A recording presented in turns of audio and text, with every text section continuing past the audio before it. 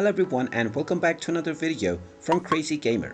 In this video, I'm going to show you how to download the Call of Duty mobile application on your smartphone. So let's get started right away. First of all, open up the iOS App Store or the Google Play Store depending on your device. And once it is opened up, tap on the search box and then type in Call of Duty and start your search.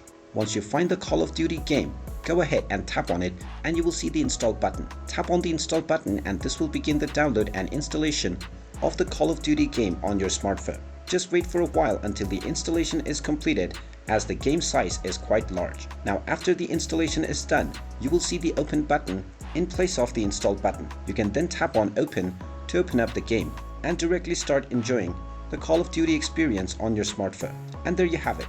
That is how easy it is to download and install the Call of Duty game on your smartphone. If you find this video helpful, make sure you hit that like button and subscribe to our channel if you haven't done so already. Also ring that notification bell to never miss another update from us. Thank you for watching and I will see you again in the next video.